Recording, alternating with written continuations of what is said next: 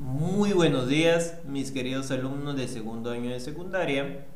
Hoy jueves 2 de julio del 2020 vamos a desarrollar la segunda parte del tema de las cruzadas. Recordamos que la semana anterior nos quedamos hasta la cruzada número 4. Hoy vamos a hacer un pequeño recordatorio de la primera a la cuarta y vamos a enfocarnos desde la quinta hasta la octava. Recordarles que el valor de este mes es libertad y estamos en la semana 4 de nuestras clases virtuales del segundo bimestre. ¿Estamos bien? A ver, veamos. Con respecto a las cruzadas, ¿no? Su lema, matarlo a todos, Dios reconoce a los suyos, refiriéndose a los que ellos llamarían paganos.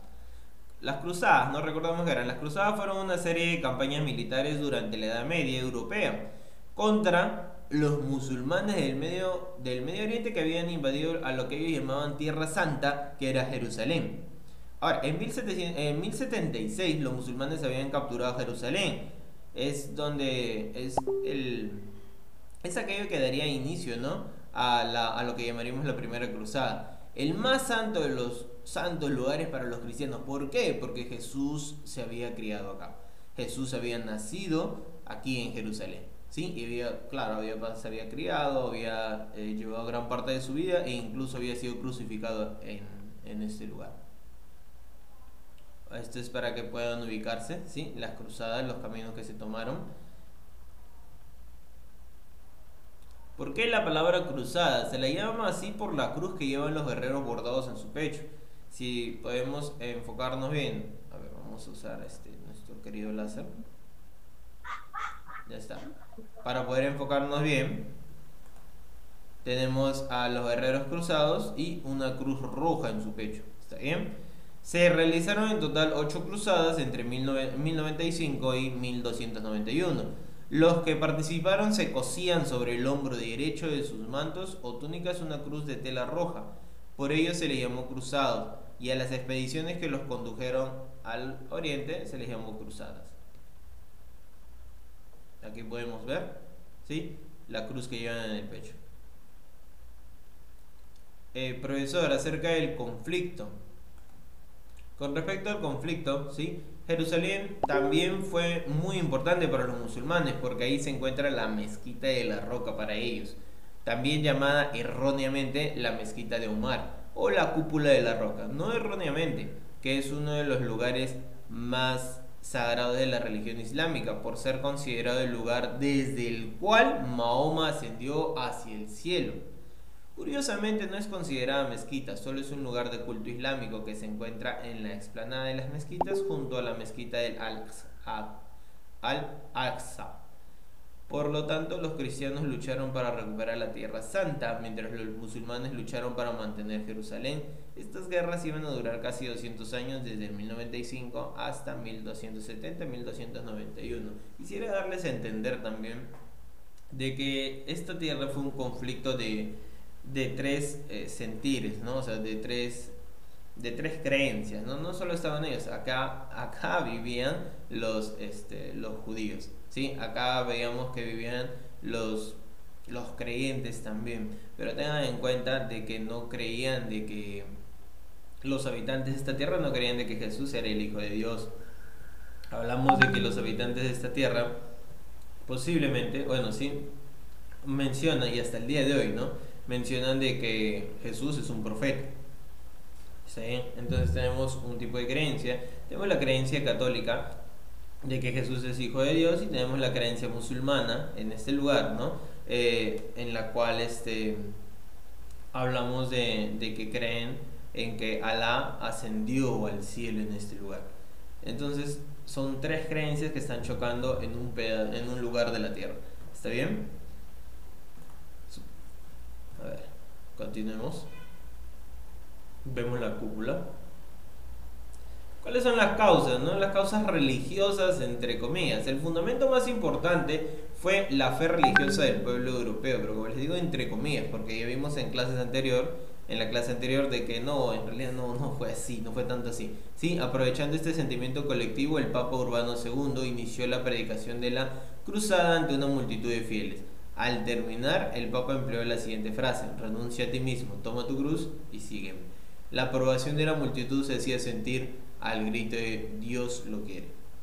Causas económicas. Esta empresa prometía gloria, fama, fortuna y nuevas tierras a los grandes señores adiestrados en el tema de la guerra, ¿no? A los vasallos más pequeños, riquezas y liberación del poder feudal. También respondía el deseo de emprender comercio con Oriente, imposibilitado por los pueblos musulmanes.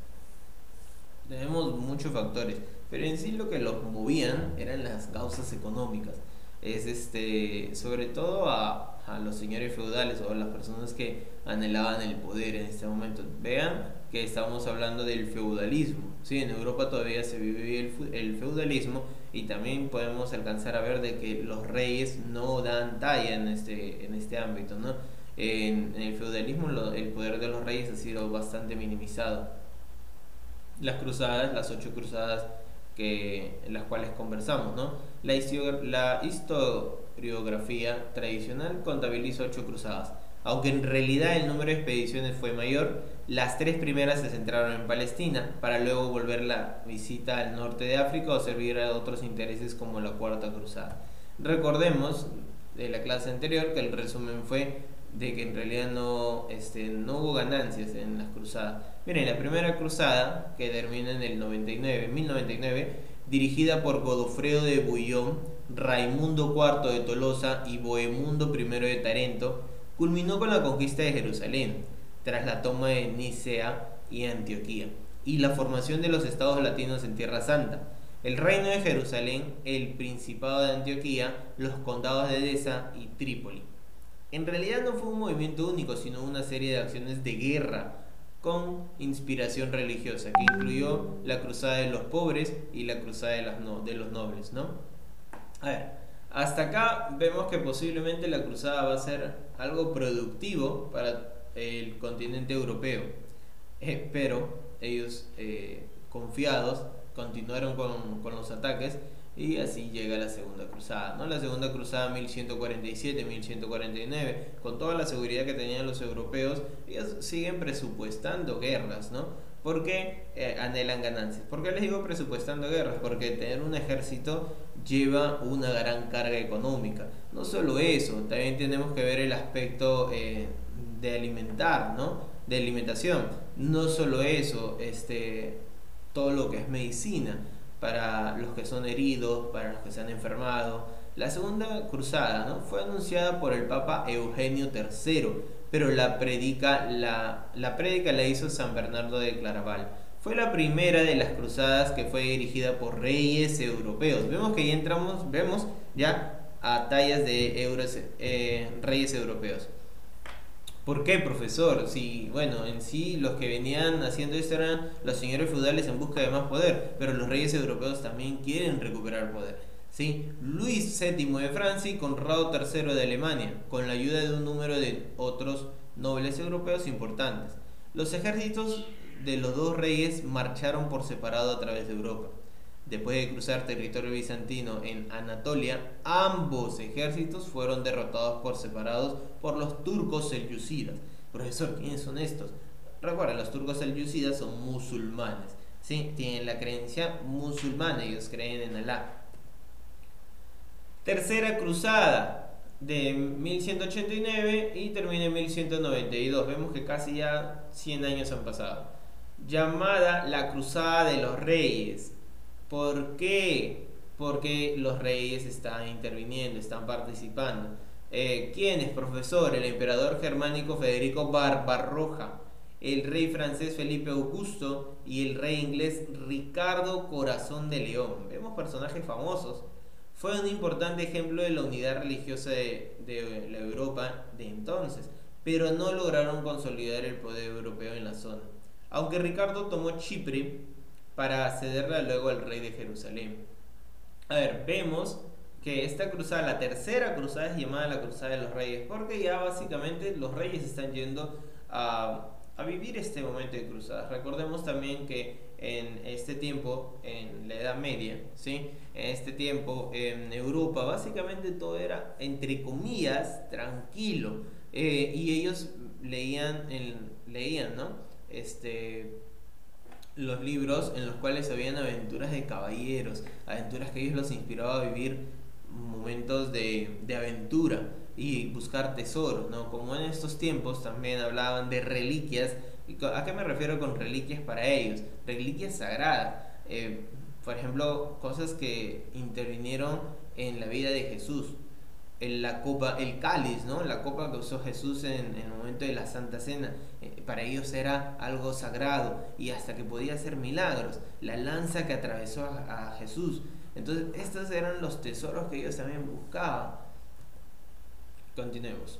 Cuarta Cruzada. La Cuarta Cruzada de 1202 a 1204, inspirada por el Inocencio III, ya contra Egipto, terminó desviándose hacia el Imperio Bizantino por la intervención de los venecianos, que lo utilizaron en su propio beneficio. Tras la toma y saqueo de Constantinopla en 1204, por eso no entiendo, Constantinopla, aquí está radicada el Imperio Bizantino, se constituyó sobre el viejo Imperio Bizantino el Imperio Latino de Occidente, organizado feudalmente y con una autoridad muy débil. Desapareció en 1291 ante la reacción bizantina que constituyeron el llamado Imperio de Nicea, al tiempo de Génova sustituida a Venecia. ¿Estamos bien? A ver, aquí con el control del Imperio Bizantino. ¿Estamos bien? Ya. Continuemos esta parte. La Quinta Cruzada, dirigida por Andrés II de Hungría y Juan de Brienne y Luis IX de Francia. Tuvo como objetivo el sultanato de Egipto y terminó en un rotundo fracaso. Hasta ahora vemos que en la primera cruzada hay una victoria termina con victoria para Europa. Segunda, tercera, cuarta y quinta cruzada hasta el momento es derrota para Europa. ¿Está bien? Tuvo como objetivo el sultanato, bueno, y terminó un rotundo fracaso. ¿Qué ocurrió? El ejército europeo sitió la ciudad de Damietta, que era el puerto egipcio, con el fin de conseguir el sultanato. El propio Papa aportó con tropas suyas. Después de 10 meses la ciudad cayó. 2 años más tarde, el Papa Pelagio II ordenó la conquista de Egipto. Los musulmanes les rodearon y... les rodearon y les dejaron sin comida. Tuvieron que aceptar una tregua e irse de Egipto para permanecer con vida. Después, el califa Al-Kamli aceptó una tregua de 8 años de paz. ¿Está bien? Vemos que, de nuevo, ¿no? Por el anhelo de querer riquezas, el anhelo de obtener ganancias, vemos que todavía Europa sigue contraatacando tierras. Bueno, la Tierra Santa, por acá se anexa a Egipto. Estamos viendo que el antiguo Imperio Bizantino también es afectado. Y todo no porque ellos se golpeen el pecho y digan, oh, somos cristianos. Recuerden que los problemas que mayormente ocurrieron durante la Edad Media y todo lo negro que ocurrió en la Edad Media, o sea, todo lo triste, es por culpa de la iglesia y la ignorancia del pueblo, ¿sí? ¿Por qué digo eso? O sea, sabemos que la iglesia es de Dios, pero en este caso, sí, bueno, por obvias razones Dios no es el culpable, ¿sí?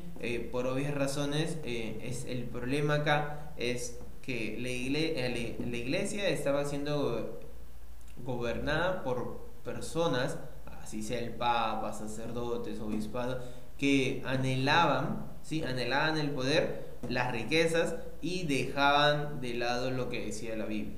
Todo lo transgiversaban a su favor. Por eso también vemos que la Edad Media es llamada la Edad Oscura. Y también vamos a ver, ¿sí?, en futuras fechas, vamos a ver el Renacimiento, vamos a ver en el humanismo, que ya están haciendo lo posible por negar a la iglesia. O sea, ya no la iglesia. ¿Por qué? Porque la iglesia nos habla mentiras, nos ocultó verdades. Entonces ahora se van a centrar más en el humano. Vemos que la iglesia va a ser dejada de lado. A ver, vamos a continuar. Pero ¿a qué voy con ese punto, ¿no? Que muchos ateos, y bueno, ustedes que están en crecimiento, ¿no?, para que puedan entender este punto, muchos ateos mencionan, ¿no?, de que mencionan a las cruzadas como un movimiento de parte de los cristianos, pero en realidad no es así, ¿sí? no hablamos de buena gente, hablamos de gente perversa, gente que tenía la ideología de la búsqueda del dinero, ¿no? La búsqueda de fama, no en nombre de Dios. ¿Sí? Las cruzadas no fueron en nombre de Dios, fueron en nombre de sus anhelos, sus ambiciones. ¿Está bien? Bueno, eso es una aclaración que les estoy dando, ¿sí? Ya vimos los objetivos, lo que los cruzados daban como, los reinos de Europa daban como pretexto. A ver. Vimos la primera, la segunda, la tercera, la cuarta, quinta cruzada, sexta cruzada. La sexta cruzada fue la más extraña de todas. Fue dirigida por un soberano excomulgado, Federico II de Alemania. Alcanzó unos objetivos sorprendentes para la época: el condominio confesional de Jerusalén, Belén y Nazaret. Estatus que sin embargo duraría pocos años. ¿Sí? O sea, que igual va a perder con el tiempo de los años. Entonces no tuvo algo que marca, ¿no? Séptima y octava cruzada. Tras el final de los 10 años de tregua del año 1229, firmado en la Sexta Cruzada, una expedición militar cristiana con pocos hombres y todavía menos recursos, dirigida por Ricardo de Cornualles y Teobaldo IV de Champañán, se dirige a Tierra Santa a fin de fortalecer la presencia cristiana en los santos lugares, pero sin conseguir que en el año 1244 los turcos musulmanes no invadiesen Jerusalén. Jerusalén fue masacrada, unos 300.000 cristianos muertos. Profesor, ¿a qué se refiere? Bueno, tengan en cuenta de que Jerusalén ahora es una especie de colonia, ¿sí? De una especie de colonia cristiana, católica cristiana. ¿Está bien? Ahora, al ser una especie de colonia, ¿sí? Al ser una especie de colonia, necesita que acá se vea el poder cristiano, ¿no? El poder de Europa. Entonces suelen mandar personajes que son famosos en Europa para que aquí haya presencia, ¿no? Presencia del gobernante. Pero vemos, ¿no?, que esto no importó, ¿no? Jerusalén es masacrada, ¿no?, en 1244. ¿Por quiénes, profesor? Los turcos musulmanes, ¿no? Los selyúcidas, los que creen en Alá. ¿Está bien? La octava cruzada, ya en 1270, fue puesta en marcha por Luis IX, rey de Francia, en el año 1270. En esta cruzada murió Luis IX junto con muchos de sus soldados debido a enfermedades, dejando la cruzada a manos de Carlos de Anjou, que también fracasó. ¿Está bien? A ver. Vemos los asedios. A ver, disculpen. Me adelanté demasiado. Ya. Listo. A ver, ¿por qué hubo tantas cruzadas? Porque las expediciones religioso-militares se habían transformado cada vez más en fuentes de poder y riquezas, y porque la ocupación de la zona por los cristianos, ahora vital para Europa, no era sólida. Estaban en minoría y rodeados por poderosos ejércitos turcos. Profesor, no entiendo. Ya. A ver, esta tierra llamada Tierra Santa, ¿sí?, era ahora, en este momento de la historia, es muy vital para Europa. ¿Está bien? Para Europa. Pero el poder que se ejercía de los europeos en esta tierra, sí, en Jerusalén, no era un poder sólido. ¿A qué me refiero? Profesor, sólido es duro. ¿Un poder duro? No. Hablamos de un poder permanente, hablamos de un poder seguro, hablamos de una soberanía segura. ¿Me entienden? El caso de que eran minorías y por obvias razones, ¿sí?, estaban rodeados por los musulmanes, que ellos atacaban y atacaban y atacaban. Entonces ellos, los cruzados, ¿no?, o bueno, los reinos de Europa querían ejercer su soberanía acá, pero bueno, no se pudo. Vemos el resultado de tantas guerras. Al final el resultado de las guerras solo es muerte, ¿sí? Muerte para aquellos que batallan ahí. Consecuencia de las cruzadas: reiniciaron el contacto cultural y comercial entre Oriente y Occidente. Esto colocó en una posición de mucho poder e influencia a las ciudades portuarias y comerciales de Italia como Génova y Venecia. El poder de la nobleza feudal, fuertemente diezmada en las guerras contra los turcos y debilitada por el auge del comercio, decayó notablemente. La nueva situación fortaleció el poder de los mercaderes y los reyes. No entiendo, profesor. Les explico.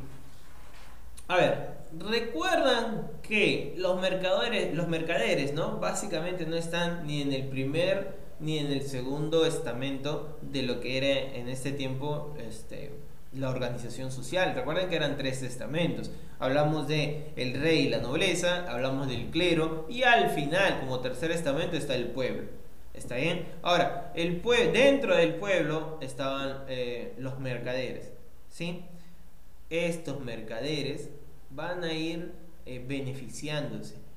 ¿Cómo, profesor? Vamos, es momento para vender armas, es momento para vender medicinas, es momento para traer productos desde el oriente y llevarlos a occidente. Es momento para traer productos de occidente y llevarlos a oriente, aunque los más beneficiados eran occidente porque en oriente, en medicina, por ejemplo, estaban muchísimo más avanzados que en occidente. Entonces, si hablamos de avances tecnológicos o avances académicos o hablamos de cualquier tipo de avance, en oriente estaban mucho mejor que en occidente.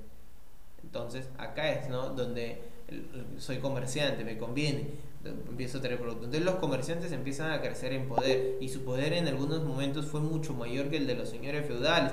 Los señores feudales perdían poder, no poder así como Goku, me refiero a poder económico, poder de tierras, sobre todo el poder económico. ¿Por qué, profesor? Porque recuerden lo que les dije al inicio, las guerras tienen una fuerte demanda económica, hay que pagarle a los soldados. No solo pagarle, bueno, al ejército se le paga, no solo pagarle al ejército, mi ejército ha perecido. Bueno, entonces necesito un nuevo ejército, necesitamos más dinero, hay que pagarle, ¿no? Profesor, pero el dinero ¿de dónde lo sacaba? Bueno, subían los impuestos. Se subían los impuestos a los colonos, ¿no? A los que vivían aquí en las tierras del señor feudal. Pero con el tiempo se van a cansar, ¿sí? No van a pagar tanto, van a ir a la ciudad. Acuérdense que las ciudades en estos tiempos no eran tan... En estos tiempos las ciudades no eran tan habitadas, pero ya con el hecho de que los habitantes que vivían en tierras feudales van a ir a vivir a las ciudades, entonces ya no hay quien trabaje en las tierras del señor feudal, no hay quien le pague, el señor feudal se queda endeudado también en algunos casos porque también estaban los prestamistas. Entonces vemos que los mercaderes mejoran en poder, vemos que los señores feudales pierden poder y vemos que como ya están entrando a tallar los monarcas, están entrando de nuevo en escena. ¿Está bien? A ver, continuemos. Bueno, vamos a ver un pequeño video, pero eso ya nos quedamos nosotros viendo el video. Hasta acá es la clase del día de hoy. Está grabada para aquellos alumnos que no han podido asistir. También nos vamos a quedar a resolver algunas preguntas.